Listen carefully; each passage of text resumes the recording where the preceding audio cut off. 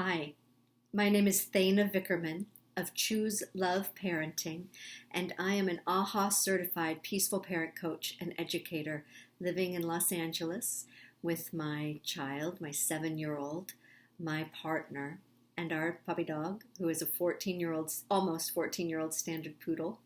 And I am here to talk today about connection. And as a peaceful parent coach, that's one of my favorite things to talk about. Actually, I believe, as Brene Brown says, that connection is the reason that we are here. It's the reason for the human experience. And there are so many different layers of connection.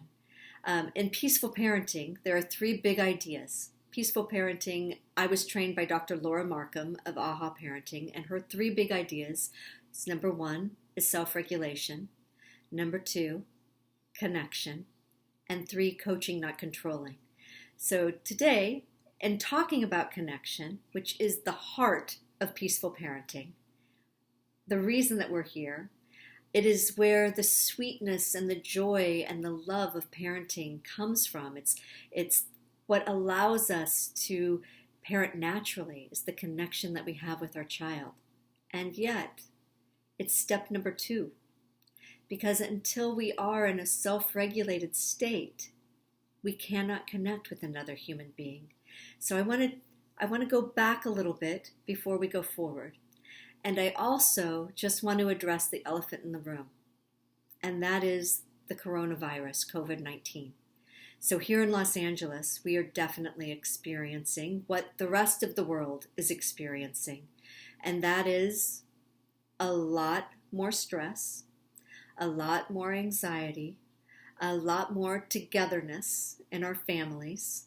And that is something that the stress part I want to talk about, how we can make the most of the togetherness, but how that affects our nervous system.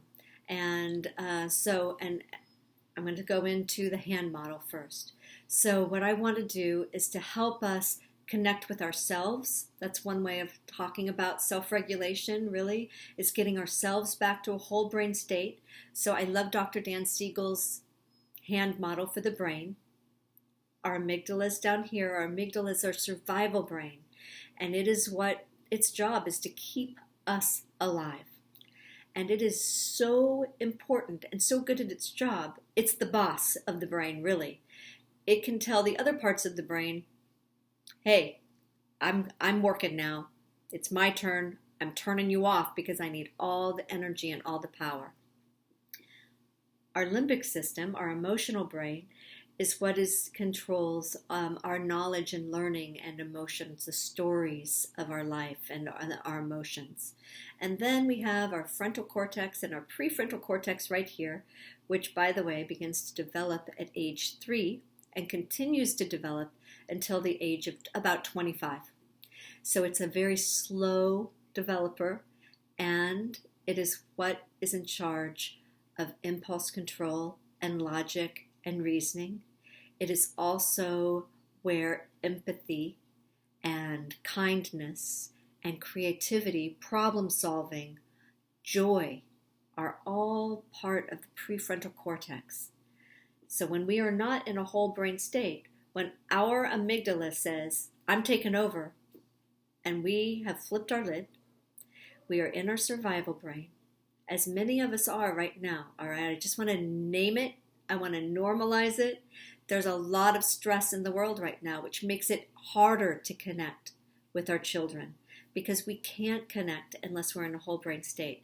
The interesting thing is that our children only act out when they're in a disconnected state, right? So the word connection has so many layers and so many levels to it. It's so interesting to me.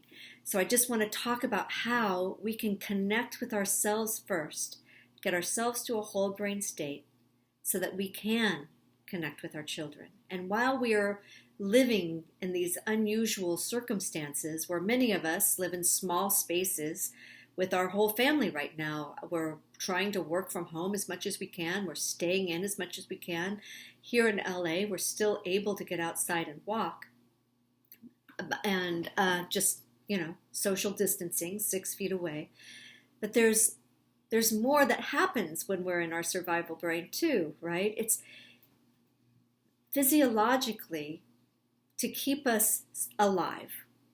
Our brain tells our body to create more cortisol, more adrenaline, so that we are ready to run. It's the fight, flight, freeze, or faint. It's also that feeling when we're so tired. Oh my God, I'm just so tired. Have you ever felt that lately in the last few days, where you just want to get in bed and pull the covers over your head and wake up when this is all over, right? So that's another sign that we are in our survival brain. We react in different ways. So when our stress levels are high, then we are snappier. We yell. We are quick to give consequences and punishments. All of these things erode our connection. The truth is, we have to be connected with ourselves first. So I just want to, right now, let's take a deep breath.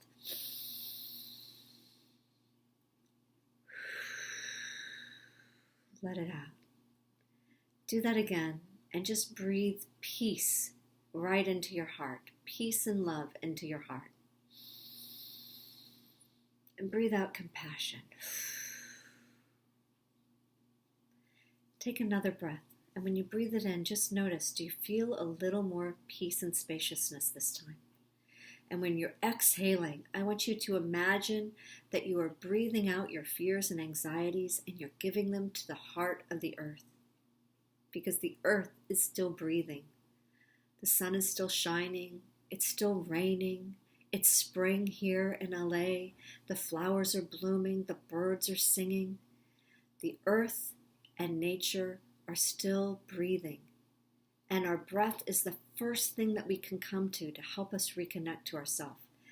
And everything I'm going to talk about right now is true all the time. It's especially useful now, and it's especially useful always. These are ways that we can help strengthen our parasympathetic nervous system. And the stronger we the stronger we can build our parasympathetic nervous system and our vagal nerve, then the longer it will take till we get triggered, till we flip our lids and go into our survival brain. So it just gives us more cushioning. And when we realize that we're here and we feel those hormones and we notice, I'm not sleeping well, that's because we have hormones flowing through our bodies. It's normal. That's where we're at. Our bodies are doing what they're supposed to do right now, and it's normal to be scared and anxious. And we can help ourselves by doing these strategies. All right, so I really want to think about that. Before we can do any focus on connection, we need to do this. It is as important for us, because think about, what's the worst thing for our health, they say? Stress, right? Because we have all this adrenaline and cortisol flowing through our bodies. So if we strengthen our parasympathetic nervous system, we're helping to release that. So things we can do. We can breathe. Our breath is always with us. In fact, we have to breathe to live. So that's pretty convenient, right? I also want to say now that we're humans, and humans are mammals, and mammals learn in two ways. We learn from modeling and practice. So everything I'm going to talk about are things that we can do throughout the day, and we can do with our families, so that as we are regulating ourselves and strengthening our parasympathetic nervous system, thereby strengthening ultimately our immune system also, we're also modeling it and practicing it with our children. This is a way of increasing our connection, right?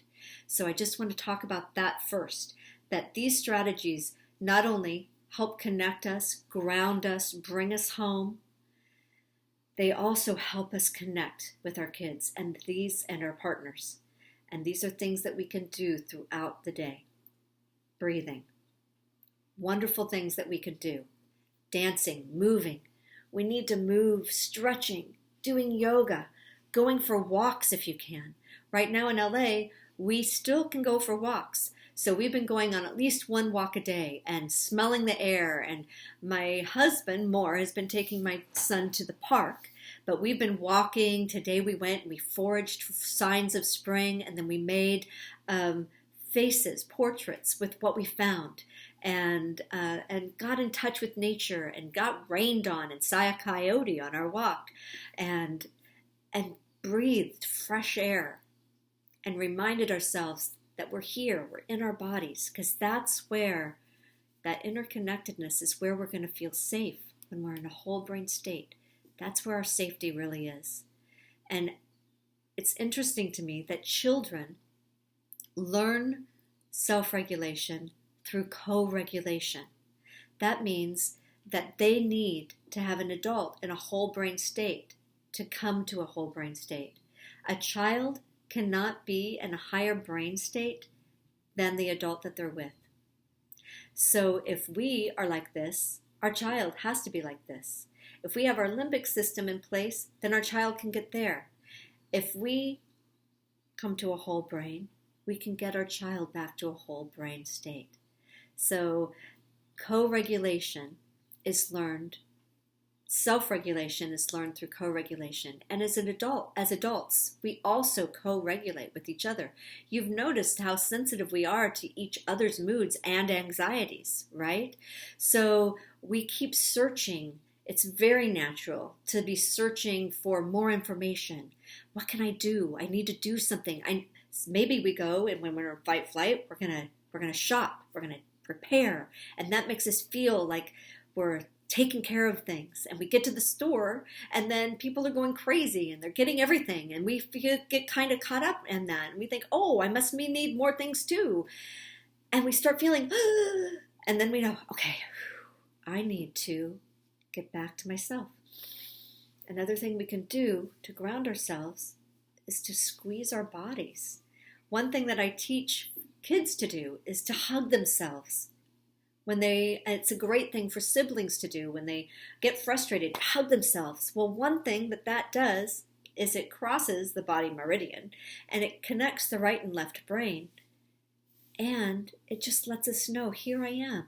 I'm here. It helps us ground ourselves, which helps us come back to a whole brain.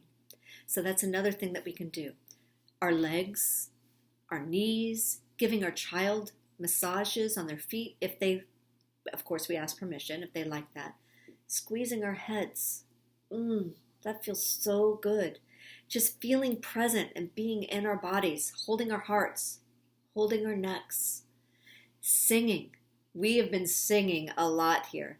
Singing, humming, chanting, even gargling. Gargling helps calm our parasympathetic nervous system. What else can we do? Pushing up against walls, wrapping up in a blanket, feeling cozy. There's a reason that cozy feeling feels good. It's because it's helping to calm and strengthen our parasympathetic nervous system. Splashing cold water on your face. There's a reason that swimming is so good for our hearts, because it helps calm our hearts, it helps calm our parasympathetic nervous system, and it tells our bodies that we're safe. So all of these things are ways to help tell our body, tell our nervous system to send out messages. No, we're okay. Smiling, laughing. Laughter's the best medicine. When we smile and laugh, our bodies actually gets the message. She's got to be okay. She's smiling. These muscles are engaged. She's not about to get pounced on by a tiger. So it starts to tell our body to calm down, thereby strengthening that vagal nerve. That's what we want to focus on. So all of these ways of connecting with ourselves, we can actually do with our children too. Some other strategies that I really like, and I want to again stress that these are especially useful now. They are especially useful always. We always want to strengthen our parasympathetic nervous system. And right now, they are as important to us as eating well, as getting enough sleep, and as washing our hands.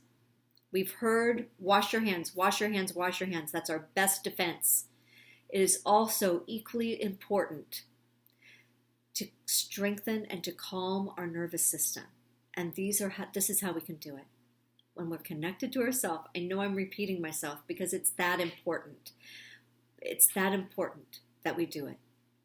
So other things that we can do. We can set a timer if we need to for every 90 minutes. And we can look at 5 things that we see. I see wood, I see shelves, I see apples and pears, I see my necklace, that's 5, I'm there. 4 things that we hear. I can hear the fish tank next to me, I can hear footsteps upstairs, I can hear my voice, and if I listen outside, I can hear birds singing. Yeah, I can hear birds. I went to 5 things again. Only needed 4. And then 3 things. 3 things that we can touch. I'm touching my hands. I can touch my hair. I can feel the seat that I'm sitting in. That's 3 things. 2 things that I smell. I smell frankincense and myrrh. Frankincense and myrrh. That's 2 things. And 1 thing that we can taste. I had a zinc lozenge earlier. I can still taste the elderberry in my mouth. That again brings us into our bodies. So you can mix them up. I think it's easiest to have 1 thing you can taste unless you're having dinner, right? So 5 things you see, 4 things you hear, 3 things that you can touch, 2 things that you can smell, and 1 thing that you can taste. Another thing you can do is to set the timer and take 5 deep breaths. And breathe that peace and spaciousness. Breathe in love and breathe out compassion. Breathe out your fears and give it to the earth. Realize that we're all in this together. We're all breathing the same air, right? That interconnectedness that we can feel. I think that's one gift that we can get from all of this is that we are all interconnected. We are interdependent with ourselves and with the planet. And that's one of the gifts that we can really get. So, getting ourselves to be connected with ourselves will help us so that we can then co-regulate with our child, co-regulate with our partner, things that we should avoid doing. Too much technology. Right now, we're trying to do homeschooling and all these extra things that we're not used to, working from home, spending more time together. So technology is one of those things that we fall into. I mean, we've been given like 5 different, more than that, so many different resources online. And it's also a way for us to connect online. But we also want to know that self-regulation ultimately means the original definition for self-regulation is how we manage stress. So there are maladaptive ways and there are adaptive ways. The ways that I just told you are adaptive ways. Meditation, if you can find a moment to meditate. Before you go to bed, meditate. When you wake up a little early, meditate. And then the other things that you can do throughout the day, singing, dancing, moving. Moving is so important. It helps distribute those stress hormones that are on our bodies. That's one of the reasons that it's really good. Stretching, going for walks, the massages. So all of those, creating routines. It's the unknown is activating, not just for us, but for our kids too. So let's talk about our kids and how we can connect more with them. And if you have any questions about you'd like more information, please feel free to contact me. You can contact me at thana@chooseloveparenting.com. You can contact me, follow me on Instagram at chooseloveparenting. I'm also on Facebook, but more email me or find me on Instagram, and I'd be happy to give you more resources as well. And now I want to spend a little bit of time, because we're going to run out of time quickly, on how to increase connection. So now that we've said, okay, I'm going to name it. I'm going to say, wow, I'm really tired. Wow, I'm really stressed. Wow, I'm really anxious. We name it to tame it, right? Have you heard that before? It works. So that helps. Normalizing it. This is a normal response that we're having. I just want to put that out there clearly. And these are ways that we can get ourselves back to a whole brain so that we can increase connection. I want to talk now for just a minute about ways that erode connection, because I always think that you go back and then you go forward. So things that we want to avoid doing and that we want to give ourselves grace for, and especially these trying times, because the more stress that we have, then the easier we're going to flip our lid and we're going to yell and shame and blame and shut down emotions because we just can't handle any more emotions, right? And try to push through that schedule that we're doing with the homework. I mean, these are all true for always. Punishments, yelling, shaming, blaming, pushing through the schedule, too much technology. These are all ways that we erode connection, shutting down emotions. And so when we're spending all this extra time together in these times and close quarters, some of us here at my house, maybe some of us live on farms and we can have more freedom and be outside. We get to go outside, and I'm very fortunate for that. So I'm thinking of all of you and whatever your circumstances are and sending love. So overscheduling, pushing through, those are all ways that we erode connection. Just to go into them a little bit, when you think about shutting down emotions, you think about all the tiny ways we do that with a child. We say, put your coat on. They say, I don't want to wear my coat. And you say, it's cold outside. They say, I'm not cold. Yes, you are. It's cold outside. Put your coat on.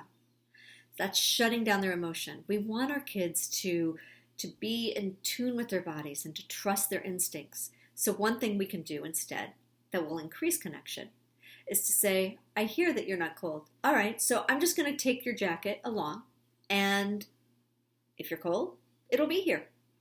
What this also does is it takes away their need to be defensive and to make a point, to prove you're wrong and I'm not cold, even when they're shivering and they wish they could ask for their jacket, but they don't want to lose face, so they don't want to ask. So if we just say, all right, it's only 53 degrees outside, but I hear you are warm right now, so I'm just going to bring this jacket along, and if you want it, here it is, not a big deal. Then they can do that. When they cry and we tell them to stop crying, you don't need to cry about that. Well, who are we to say what their emotions are? We all have a right to our feelings. So we want to welcome emotions, and we want to allow people to have their own feelings. We don't want to shut them down. When a child shuts down, I'll give you the reason we don't want to shut down emotions too. When they shut down their big feelings, all they do is they stuff them down in their bodies. What we call in peaceful parenting is the emotional backpack. Gives you a nice visual. So when a child has a full backpack, then those big feelings are going to come out sideways at another inopportune moment. Granted, emotions are often inconvenient, right? But it doesn't help us to shut them down. It just puts them into their backpack, which is ultimately their subconscious, which means they no longer have conscious control over them. So it's not, and it distances us from them too, because we're telling them that they're wrong for feeling what they're feeling, or that they don't have a right to feel what they're feeling. And both of those things erode our connection. The problem with punishments, I could go really into this, but I'm going to just do a little brief spot on the problem with punishments. The problem with punishments, ultimately, is that we're humans, and humans are mammals. And all mammals learn in two ways, as I said before, right? Modeling and practice. So just as we can model and practice self-regulating and bring our kids in, when we are using punishments, what we are ultimately teaching, and I know that we were all taught, I grew up, certainly, with the idea that you have to have a negative deterrent to get a positive outcome, to teach the lesson. And that's what we want with our kids, right? We want to teach them. We want them to grow up to be productive, happy, compassionate, loving adults. And so we want to teach them how to do that. And we were told we had to have a negative deterrent to get the positive outcome. I'm going to reframe that. I'm going to tell you that ultimately there is no loving punishment in the eyes of a child. And that because we're human, and all humans learn from modeling and practice, we are teaching an unintended lesson. We are teaching that when you want someone to stop or start doing something, you either overpower them or you hurt them physically, or emotionally. That's the negative deterrent part, right? So that's what they're learning. I'm going to repeat that because it's so important. When you punish, the lesson you are ultimately teaching your child is that when you want someone to stop or start doing something, you either overpower them or you hurt them physically or emotionally. And that's the unintended lesson from punishments. That's why they ultimately don't work. So our children may or may not always do what we say, but we know they will always do what we do. So the most important lesson that we can teach our child is modeling self-regulation. And granted, that is a practice. That takes time, and it takes work, and it takes healing. We're not going to get into all of that right now. Working on our triggers, that's a subject for another day. But we are talking about how to self-regulate right now, how to bring ourselves back home, reconnect ourselves. And that's the important lesson for the day. And that's what punishments do not teach. So that's how punishments erode connection. Trying to control. Ultimately, we cannot control another human. Lord knows we'd all like to sometimes, right? But we can't. We can scare a young child into compliance, but then we're using fear, not love. And fear erodes our connection, where love grows and strengthens our relationship with our child. So let's talk now more about ways that we can increase connection. I want to give just the definition, the recipe. I love to call it the recipe for connection. Seen, valued, heard. Those three things are the recipe for connection. When we feel seen, valued, and heard, we are in a connected state. Now, a child cannot be in a connected state unless we are basically in a connected state, right? So it's that self-regulation piece. Our kids only act out, have misbehavior, when they are in a disconnected state, when they're disconnected from us, and when they flip their lids and their brain is not whole, when it's disconnected. So how can we increase connection? Empathy, 24/7. Empathy is the closest thing to a magic wand that we'll ever have as parents. What is empathy? I think that is what I'm going to give as my handout, is going to be an empathy is and empathy isn't. So we'll talk about empathy is understanding on a feeling level another person's experience. So when we can't use empathy. We have to be empathetic, right? It's not a tool that we can say, well, I tried empathy and then it just didn't work. So then I went on to punishments because it didn't work. We have to be empathetic. When we really listen, it doesn't mean that we agree. It doesn't mean we're going to solve the problem. We're not going to solve the problem. It doesn't mean that we like what they're doing.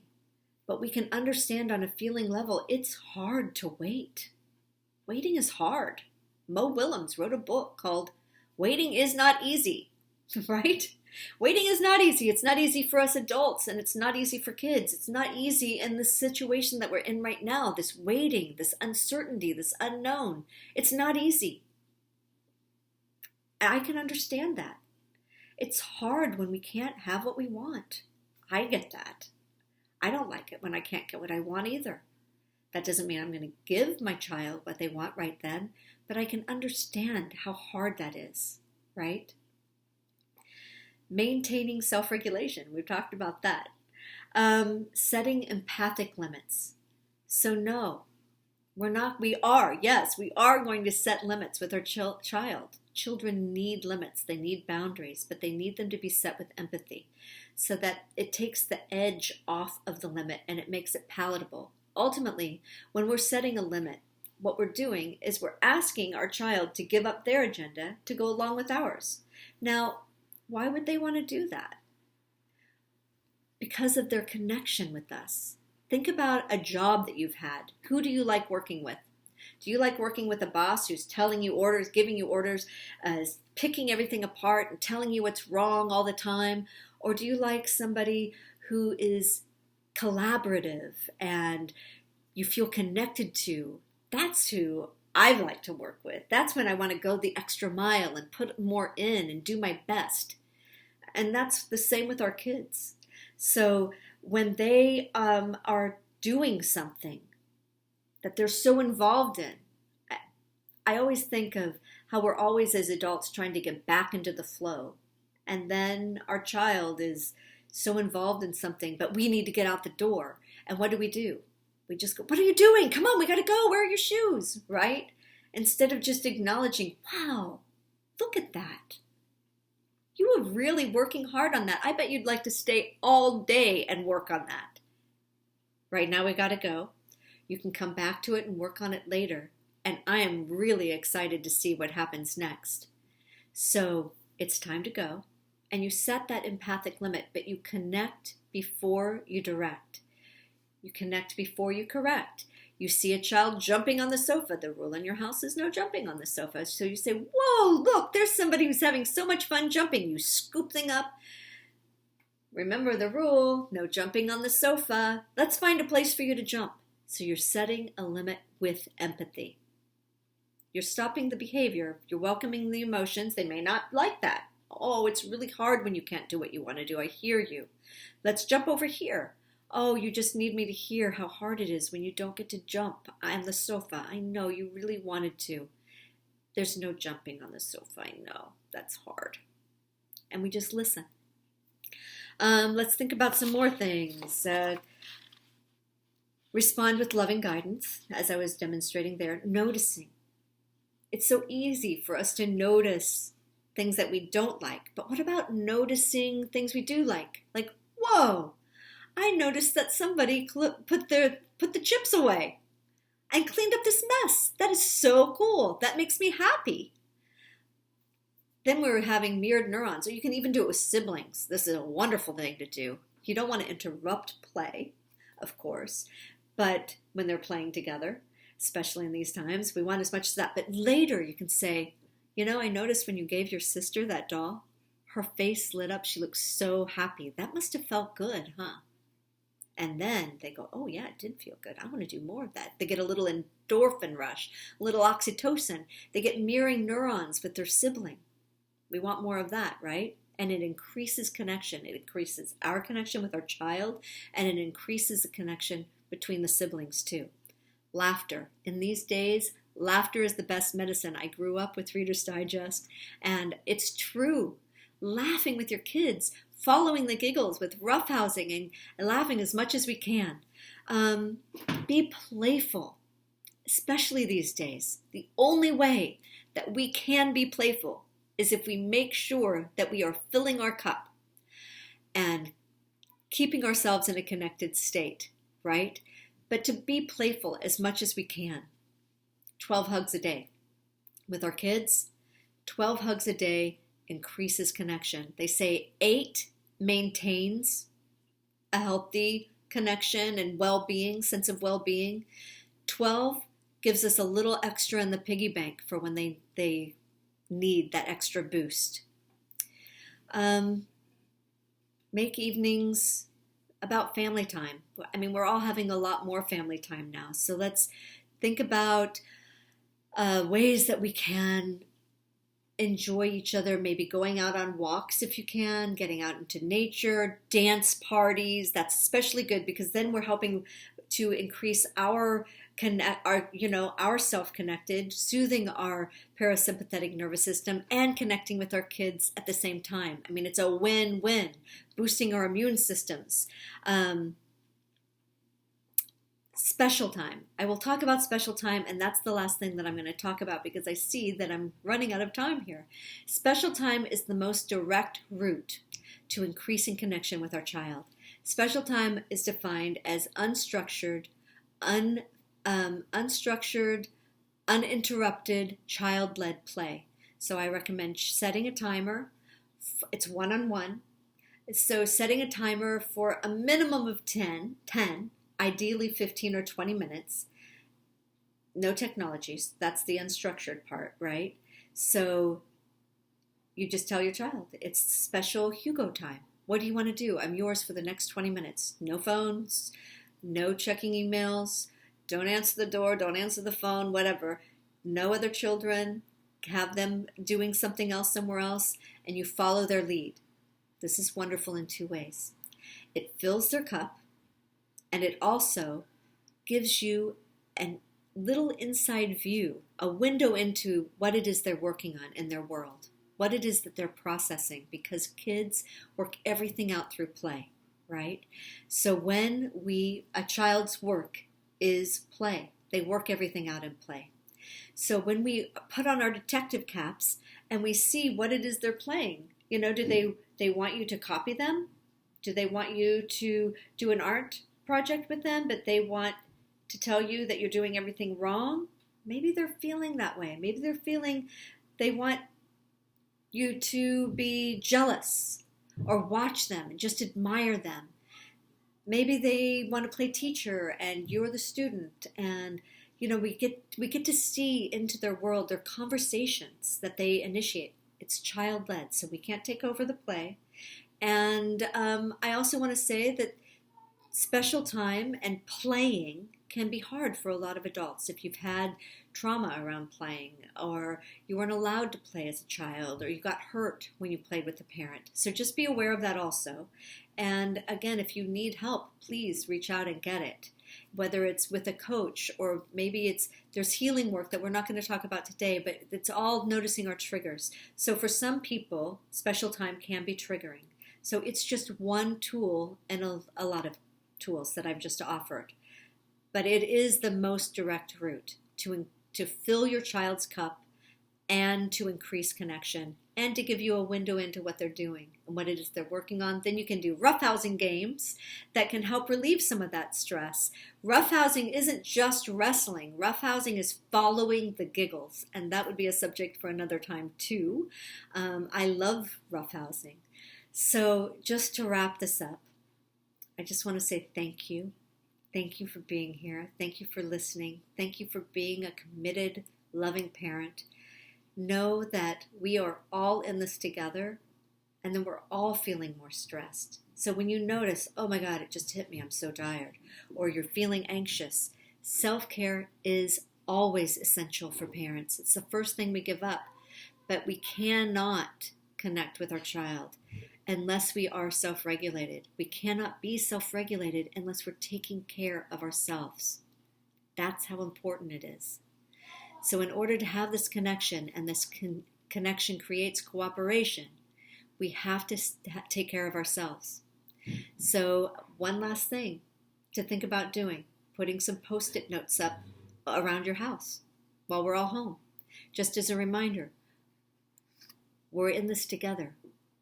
This is hard. I can handle it. Look at yourself in the mirror and say, I love you. We can do this. And I just want to say that to you. We can do this. Choose love. Thank you so much.